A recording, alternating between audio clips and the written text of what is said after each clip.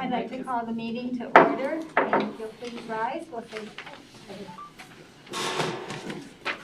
I pledge allegiance to the flag of the United States of America and to the republic for which it stands, one nation, under God, indivisible, with liberty and justice for all. Thank you. And would you please call the roll? Mr. Thompson? Yes. Mr. Workman? Yes. Mr. Golodai? Yes. Mrs. Getzman? Yes. Dr. Bennett? Yes, thank you. I would entertain a motion to approve the minutes for the July 19th meeting. So moved. Thank you, Mr. Thompson. Do I have a second? I'll second. Oops, you beat me. I'll second that. Thank you, Mrs. Getzman. Were there any corrections? Hearing none, would you call the roll, please? Mr. Thompson? Yes. Mrs. Getzman? Yes. Mr. Workman? Yes. Mr. Golodai? Yes. Dr. Bennett? Yes, motion carried. Thank you. I'd like to welcome everyone this evening. Looks like we have a nice group, and welcome especially our teachers back. This is their opening day, so that was exciting. I understand it went very well. I'm sorry I couldn't be there. And I hope we'll have a really good year. Yeah. Mrs. Getzman, what would you like? Just welcome. I just want to acknowledge all of the work that has gone on throughout the summer in preparation to get back to our buildings. Not only our custodial staff, but I saw a post from a teacher the other day who showed a picture of her classroom decorated, set up, and ready to go. And she said, "How did this happen?" And the teachers know, and I just hope the parents and the community understands that the teachers just do not walk in first day. There are lots of hours put in over the summer months in preparation, not just physically, but so that they are ready to get in and teach the children the new materials. So just hats off and thank you to all of our administrators and teachers as they've prepared over the summer months. Thank you. Mrs. Golodai. Thank you all for coming this evening, and for those that are home watching. Thank you is never enough to tell our community or our educators for what they do. And I've always believed that education will lead to a more equitable and peaceful society, and we continue to hope for that. And the teachers are a major part of that. And so are the people that support our public schools. So thank you, everyone, and thank you to the summer crew and all of the work that has gone into preparing for this unusual beginning and a special year, hopefully, to come for everyone. Thank you. Thank you. And Mr. Workman. Thank you. Thank you all for attending this evening. Nice to see a full house. I'll echo some of the same thoughts. Appreciate the administration and everybody's work in getting the school year started. And I also saw pictures of teachers' classrooms, and it's enjoyable to see that going into a new year. So looking forward to a positive, good year coming up. And again, thanks for coming. Thank you. Mr. Thompson. Yeah, certainly appreciate the attendance as well, and being able to see that there are people that are interested in what goes on in our school system. When you're out in the public and then all of a sudden you become a board member, you become aware of things and learn things and get to compare what the public perceives versus what you know. And it's been 12 years that I've been on this board, and it's been a very rewarding experience. And I would say that on Saturday, most people don't think to come, but we had a work session. This is a fairly formal process, but the work sessions are open to the public where you could hear even more. And we had a very productive one on Saturday that further helped us to look at the accomplishments and the things that, frankly, some of it where you're sitting, but more importantly for the education of the students and the planning that is being looked at on how to use tax dollars wisely to make sure that whether it's COVID or just to the curriculum and so forth, there's a lot of thought and a lot of attention being made to make sure this is as good a year as we can possibly have.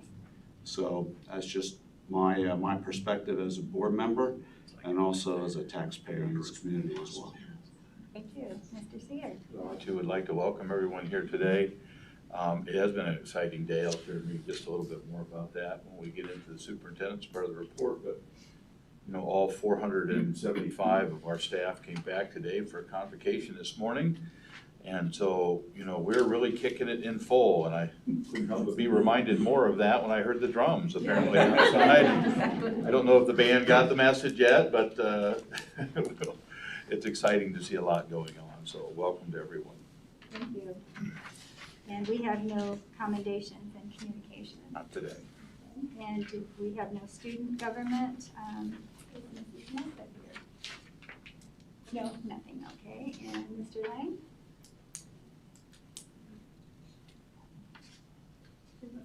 He's not here today. Okay, we have public participation, and I've been reminded to read the statement of our board public policy on participation. And each statement made by a participant shall be limited to 3 minutes. And the portion of the meeting during which participation of the public is invited shall be limited to a total of 15. So we only have 2 people who signed up, so it will not be that long. But Mrs. Rose has agreed to be our timekeeper, and our first person this evening who'd like to speak is Mr. Jim Beach. Thank you. This is the spot. This is it.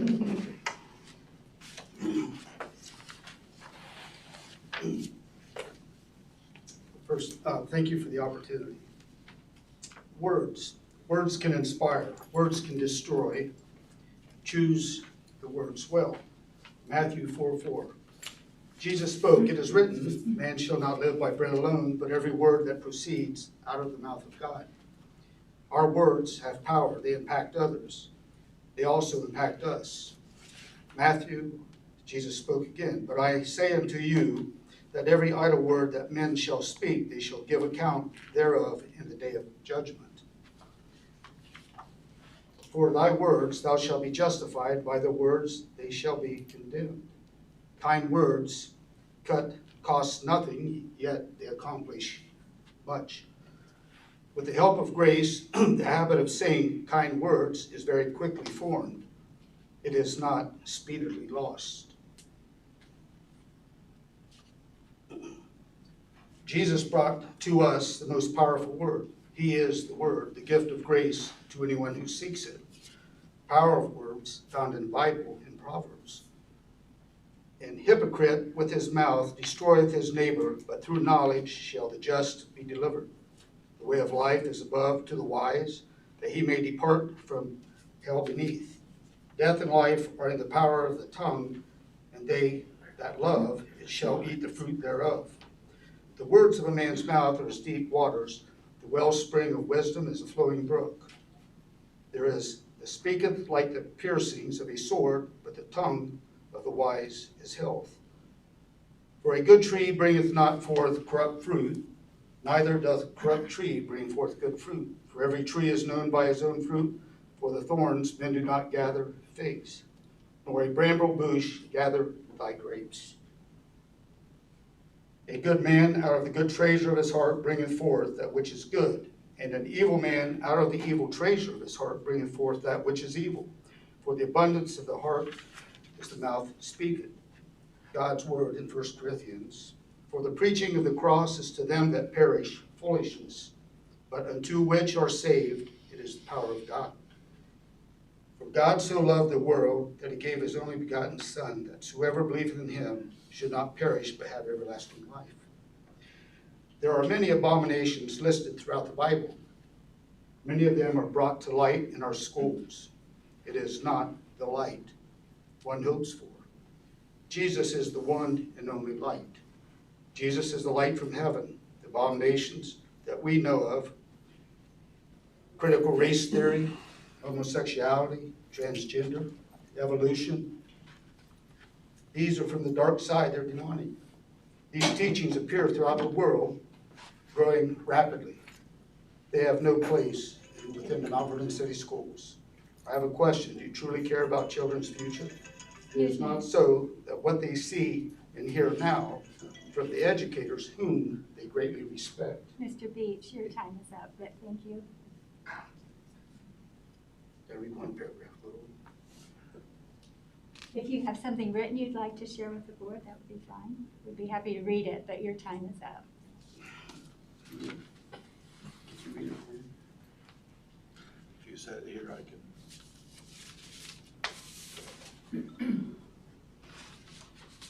That's really what's important. Yes. It's just a short. Thank you.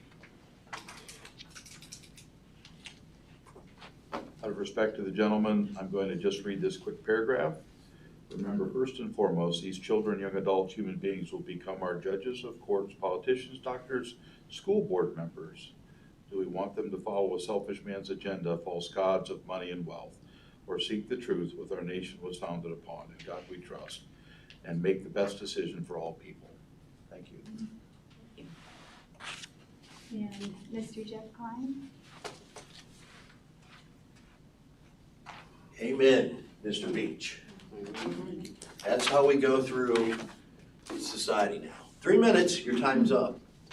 It's more than 3 minutes with these children in this school. I've been doing a little studying here recently, and I'll have more to come in the upcoming months. It'll be every month through the whole school year. Listen to a guy last night by the name of Ramaswamy. And some of these names I mentioned, if you can take note of them and check it out, look into some other things. This Ramaswamy talks about what is coming in wokeism. Wokeism is a religion, okay? It's coming into our schools. It's coming right out of our college campuses. The other day I heard mention that the squad, AOC and their berry man of women that hate this country are in charge of our school. They're on some boards running our schools in America. Did anybody know that? Probably not. There is some evil behind all this that's going on with all the isms. Wokeism is just another one. And I highly suggest, I'm going to start this book and I'll be sharing with you in the coming months, Mark Levin, American Marxism. This is what's going on in our schools, and we only get 3 minutes to talk. I wish we could go back to the days of school. Mr. Thompson and some of you guys, and all of you are old enough to remember when prayer was in school. We didn't have to worry about bullying. We didn't have all this nonsense. If you want to get a handle on the bullying, stop with the equity, the racial equity. The blacks are lesser people. Oh, they deserve special attention in this group and that group. This is causing more division for our kids than anything. And then we wonder why kids are on drugs and committing suicide. Some of this stuff I shared last week, but I'm going to touch on it again. I had an article I wish I would have brought tonight. I'll bring it. Next one. It's out of the Epic Times. And I suggest you pull it up. It's from last week's, I think, edition. They come out once a week on a Friday. All of this, 2 whole pages, was on the schools. All the nonsense that's going on in the schools. And between Mark Levin and the Epic Times, there's a lot of good information. The Christians don't get it. I'm telling you right now. The Bible says we are destroyed because of a lack of knowledge. That is so true. That's true. So true. We don't look at it, and I know this might be an okay little school area. The band looks great, the football teams look great, this and that, all the stuff going on looks good. But the behind the scenes, like with some of the closed sessions, that's another question I had a guy ask. Why do we have executive sessions? And I've seen some of the titles in the executive sessions in here. The stuff that we, the public, never get to see. We have no clue with some of the, let's read through some of the things in the closed meetings and you'll see a few buzzwords in there, what's going to be going on. And I would like to find out what's going on with the open meetings on Saturday, whatever. If you got something going on, come in, just listen and see what's going on to try and educate myself. Time is up. Here we are. All right, we'll see you next month. We'll be back. And we're going to put the word out in the community. The people, taxpayers, parents, and grandparents need to get involved in the school system. Yep. Board items for discussion, there's none at this time, so we'll go ahead to additions and deletions. We have a number of additions to the board agenda tonight. In section 11, We have the transportation contract added in there, and under the personnel and certificated sections, we have a number of supplemental contracts that, as we begin the start of the year, need to get those in beforehand. So those few items for the addition to the agenda tonight. And then superintendent's report. Yes, I have a number of items for information to share as we take a look at the new year. This morning was a really wonderful time to kind of get back together. We've had a really busy summer, and we've had 55 staff changes and over 30 new staff hired, and for a variety of different reasons, people wanting to move back closer to home, resignations. We've added a few positions to really try to accelerate some learning. So it was neat to see a lot of new faces this morning, and we were able to hold it right here at Energy Fieldhouse. And so we had 76 tables set up. We spaced ourselves out a little bit. I had a big screen, and we had really a chance to reflect. We had a chance to celebrate, and we had a chance to just challenge us as we move into a new year. And we'd love to share some of that information with you as we go on. But our theme for the year was really unite, come together, surround ourselves around one another, our students, to really kind of unite around a vision, an educational vision for the district. Want to reignite or ignite that passion for learning and teaching. And it seemed like last year we found ourselves in a bit more of a survival mode, and we talked about that, and it was just living the day or the week to the next week. And so when we thought about this theme, as we thought about at the end of the year, we really wanted to work hard to get back to a normal. And so we said, unite together, ignite our passion, and game on. And we've kind of had the off season. We've had our preseason here. It's time to get on with the business of education. I've got some ladies back here. They're wearing T-shirts that say "Game On," so they're advertising as well. But our PDC committee and those specifically were very instrumental in helping us to really set a nice day. We introduced our new staff members. We had our summer scrapbook, which I look forward to sharing with you. But I did want to share with you real quickly our new employees. And so I'll just kind of play this. There's a little background music, but you get a sense who's coming on board.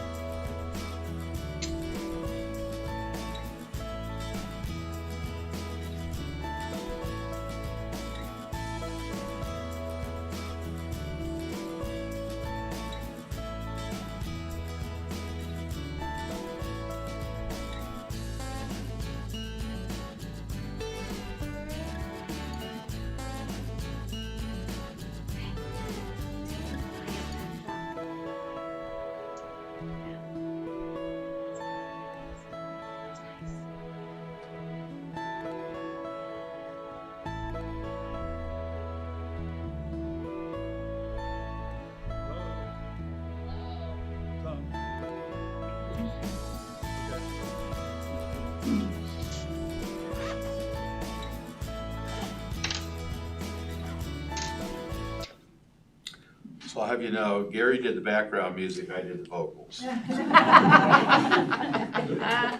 Well done, Gary. The other thing that was really neat about the day is our summer scrapbook will generally put together a slide on every employee who sends us in what they did in the summer. We had 110 employees send in those, and we kind of time it to music and some things, and so it's really kind of neat to reconnect and see where everybody's gone. And probably then, we did get a chance, and it's usually completely a celebratory time. We like to make it exciting as we come in, but we did feel the need to take about 15 minutes and talk about prioritizing mental health. And we've had some unfortunate situations happen in the past year, and we realize that mental health is such an important factor that sometimes gets neglected or gets passed over. And so we had someone from the Freedom Center come and share with our staff the signs to look for, and yet how we can support one another, but we can support our students as well. So I think we're certainly making that a priority and an emphasis this year. And then we followed that up with our trivia game that the ladies put together for us. And when you have 76 tables all ready to clue in with a Kahoot game, if you've ever seen that, it was quite a time. We had about 55 prizes, all the old classic board games. You know, we had them up there, and I think it was a good time had by all. So that gives you kind of a basic information of what was going on there. I do want to share with the board. This went out to the district about a week and a half ago. It is on our website, as well as a letter from me about back to school. And so maybe just sharing a couple of those things tonight, just so you're kind of well aware of what's going on. So the school start date, the first day for students, is this coming Thursday, August 19th. That's for all students grades K to 5, our 6th grade and our 9th grade. We purposely, at the middle school and at the high school, we bring in our incoming 6th graders and our incoming freshmen, and they have a day just to themselves to get acclimated to the building, to get acclimated to staff. They do a lot of really neat kind of PBIS activities on that day. Our kindergartners, we found this to be very beneficial as well. Generally, our kindergarten classes will range between 20 and 22 youngsters per class. And so on Thursday, we'll have half of those students come in. And it really allows them to kind of settle into their classroom, get to know some of the routines without having, all of the entire class. And then we'll flip that schedule on Friday, and then they will all start on Monday. So that's kind of the school start today. We do have some back to school nights. If you look on the opposite side there, the elementary is Tuesday, August 17th from 6 to 7:30, so that's tomorrow. The middle school also has a modified version of their back to school night on the 17th from 4 to 6. But you'll notice if you look at the update information we gave or that's been passed out, they'll have another night, which they call Jacket's First Flight and Parents' First Flight, that kind of thing. And then the high school has chosen to have their building open for folks to walk their schedules, but they'll have an actual night on August 24th, kind of a curriculum, kind of a conversation for parents there. Transportation, as we've mentioned before, mask will be required in all school transportation per CDC requirement. So please be at your pickup locations 5 minutes prior. The start of a new school year on buses, you want to be out there just a little bit early, and please be patient with us because quite frankly, even the bus drivers are kind of learning their new routes, and if anybody's driven around parts of our community, there's a little construction going on. And so we ask for your patience there. Student drop-off and pickups. I know the buildings have sent out specific information relative to it. We've made great strides right here at the middle school and high school to try to improve that pickup drop-off. You may not feel like that at 7:30 in the morning when you're waiting in the line, but we really have made some really good strides. And so really those drop-off and pickups will remain the same. Our learning plan for this year, Mount Vernon City Schools will resume to 100% face-to-face learning for the 2021 school year. If you remember last year, we started out hybrid. It got our feet underneath us, and we found ourselves able to move rather quickly to full 100% in person, and we stayed that way the entire year. And we feel we can do that safely now. As I jump across the other side, breakfast and lunch, Again, a reminder to our community and to our parents that breakfast and lunch are free.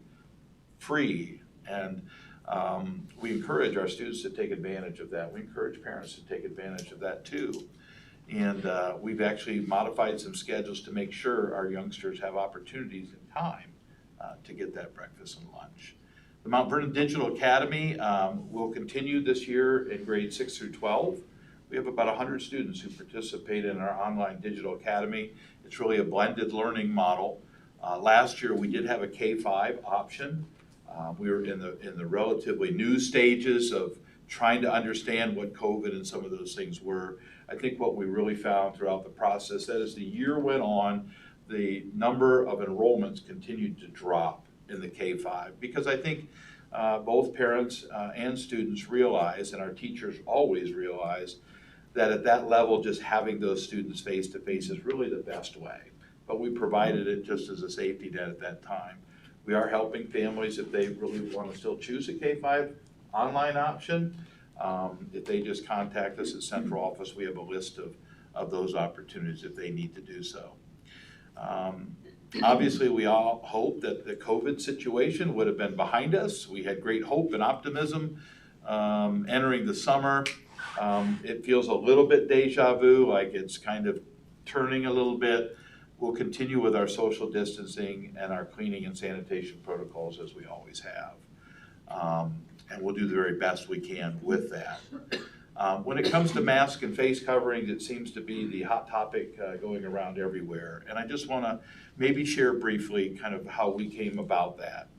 The reality is we've been talking about this for several months. We've been looking at a lot of different options. We've been taking the temperature, not only of our community and constituency, but other districts, and we're carefully considering all of them. We had 4 different options that we were looking at.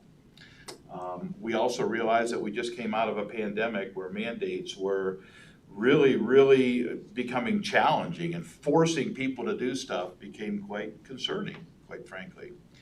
And so as we took a look at the many different options and talked to the area superintendents, we chose an option that made masks optional.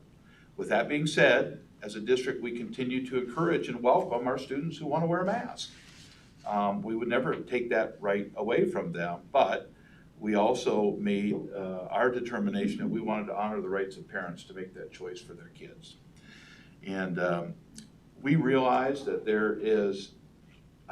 there's going to be various opinions on this.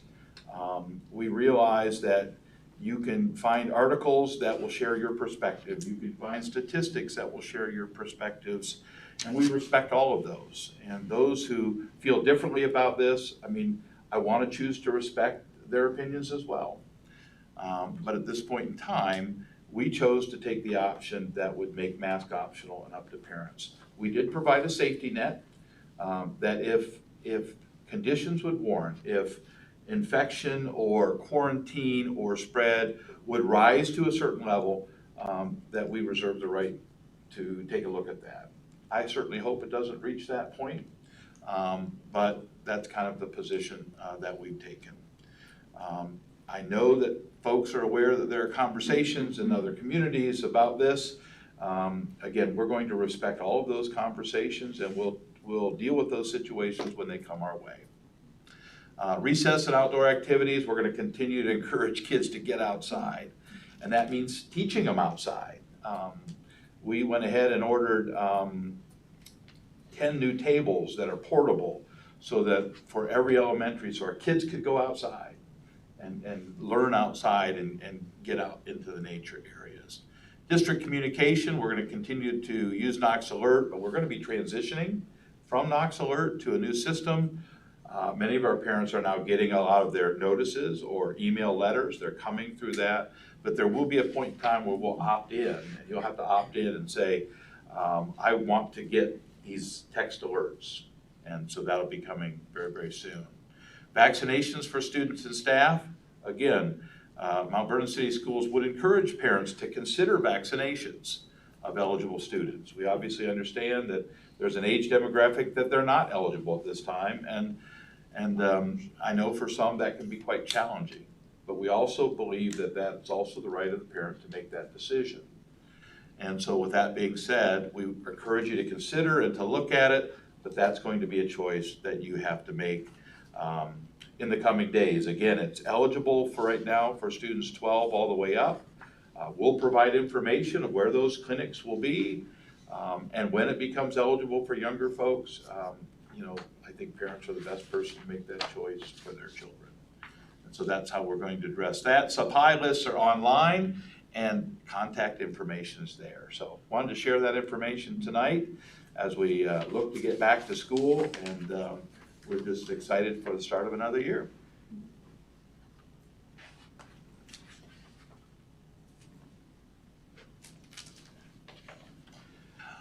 Items for board approval tonight. We have a number of items in this section. Item 1 is home and community school student participation in athletics. Item 2, in accordance with the Ohio Revised Code, we're looking at some bigger projects using some of our funds that we've gotten from COVID relief funds. And they're really looking at windows and door replacements at a number of our buildings. And we have to have a request for qualifications from an architect, so that's our first notice of that. Those 2 items in this section for your approval. Okay, I would entertain a motion to approve those as read. So moved. Thank you, Mr. Gulladye. Is there a second? I'll second. Thank you, Mr. Workman. Were there any questions?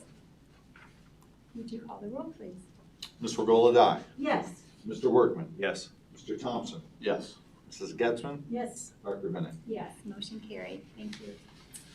Okay, the curriculum for the Success Achievement Liaison Report. And if you came just for the beginning of the meeting, this would be a good time if you want to leave, but you're welcome to stay. So,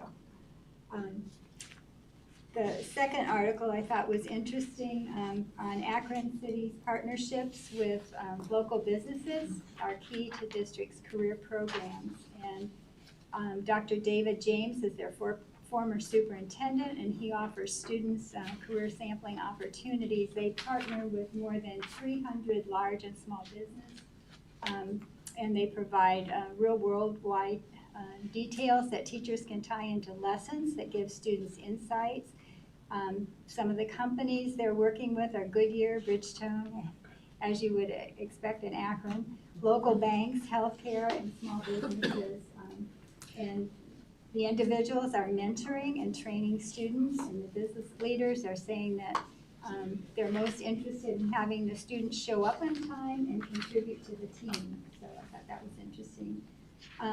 They also have found that the support for education in the community has really evolved to a point where the business and community-based organizations have been invited to the table with the Akron Public School leaders in ways that benefit both sides, according to the Vice President for External Affairs at Akron Children's Hospital. And he said the school district shares in the decision-making and is willing to share its challenges as well. And I know we have a business advisory council, so we're attempting to do that, but I think this is a pretty wide scale, and I'm sure we could maybe even expand our business partnerships and give more opportunities to students. The next article, the third one, is augmented reality to support learning. And this was something new to me, and maybe some of you are familiar with it, but augmented reality can help engage students in lessons. Genoa, area local schools in Ottawa, is using this, and teacher Christine Danhoff talks about Merge Cube, which allows students to virtually handle artifacts and objects, and Quiver Mask, which helps students to take on the persona of characters and stories. So I can see where this would be especially helpful in certain classes like geometry. If you're talking about modern projective geometry and three-dimensional figures. And also it said that the stories, the students could take on different characters and make the stories come alive. And students and teachers can use the augmented reality apps to access projection-based, location-based, or recognition-based experiences. So objects or artifacts or media appear to be in the room, and they had a picture of it. We have it up, but where students actually see it in three-dimensional, it projects it. And then students are able to move in closer and really inspect the figure or whatever it is that they're looking at. So I can see applications for chemistry and mathematics and biology and industrial arts, lots of different areas. And then the research article was pretty interesting. I'll just point out one thing that they did a study of Orange County Public Schools, and they tried to make technology more understandable for parents by making bite-sized lessons and making them available for parents. And they pointed out that parents have become the co-pilots in their children's education in the past year, and as a result, 71% of parents have a greater appreciation for their children's teachers. I was happy to read that following the onset of the pandemic. And this is according to Learning Heroes report by Edge Research. And they captured responses from more than 3,600 parents and guardians of K-12 children. And they also found out that only 33% of parents, however, felt they had regular access to their children's teachers. So this particular teacher is working hard to make herself available to parents other than during just regular school hours. So that's something that we might be able to consider. I know our teachers do try to do that already. So some interesting articles. Thank you. Thank you. Just one item in this section for board approval tonight. It's the approval of a College Credit Plus partnership agreement with Kent State University. Sounds kind of odd, partnering with Kent State, seeming like it's so far away, but in this new age where a lot of online things can be taking place, and if the university specializes in something, then we want to provide those options to our kids. Okay, I would entertain a motion to approve that. So moved. Thank you, Mr. Gulladye. Do I have a second? I'll second that. Thank you, Mrs. Getzmann. Were there any questions? Would you call the roll, please? Ms. Regola-Dye. Yes. Mrs. Getzmann. Yes. Mr. Thompson. Yes. Mr. Workman. Yes. Dr. Bennett. Yes, motion carried. Thank you. And Fiscal Services. Open them up, if you don't mind. Let's go down to page 3. Kind of an interesting time to look at this because it just represents the first month of the fiscal year. So you can see a lot of our real estate tax coming in, our foundation, which I expect to change slightly as we move through the next couple of months. Two things I wanted to point out really. You can see the advance in. A few years ago, the board made a decision to pay for some HVAC stuff in the high school out of general fund and pay itself back essentially out of PI, so we're now done. So that's great news.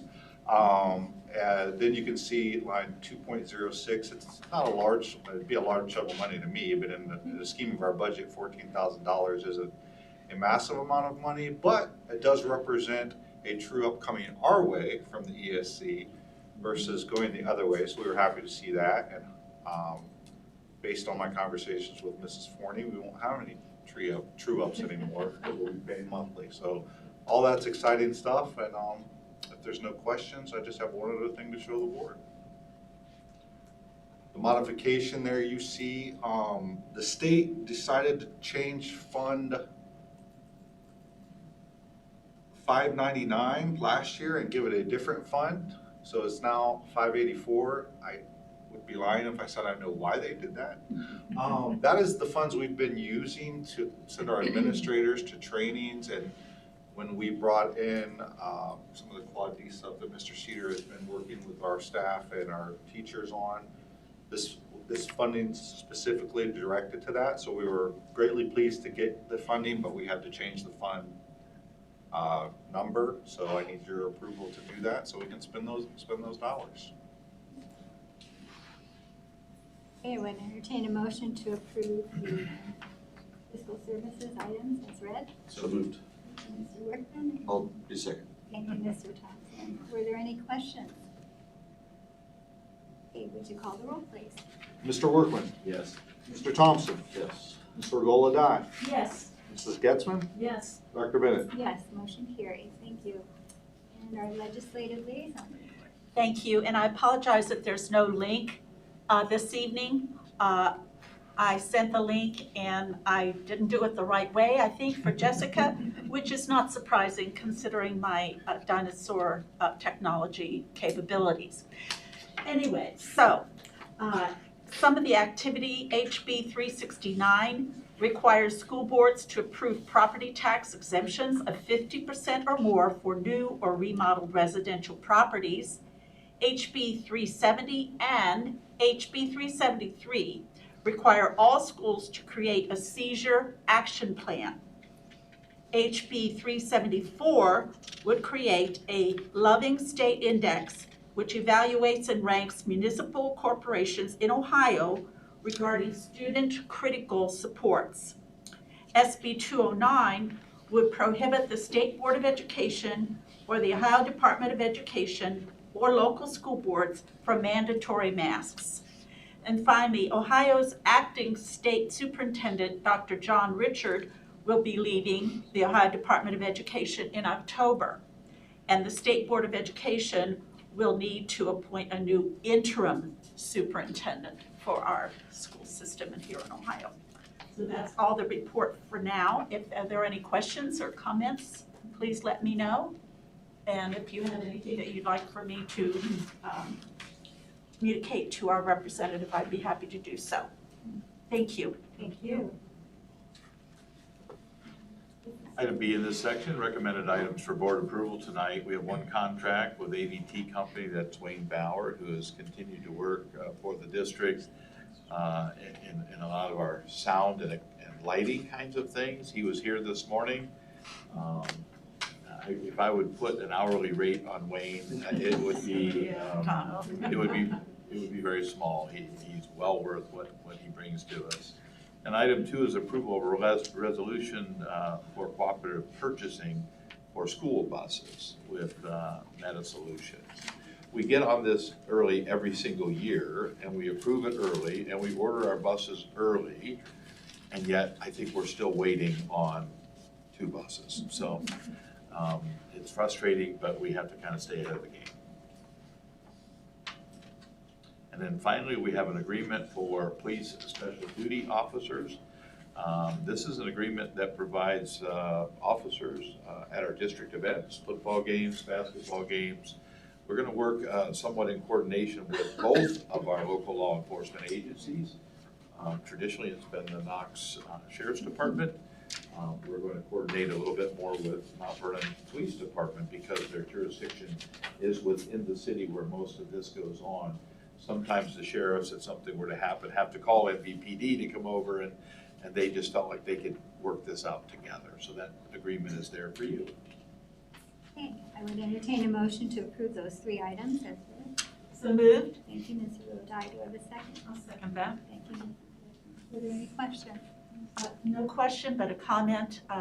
Just thanking our law enforcement for always being there for us whenever we need them. They're terrific, and their compensation is very little compared to what they do for us. So just a thank you. We've always had a very open agreement with them. Whenever they want to test their dogs, we welcome them. We want to use our facility to support them, but also support our students.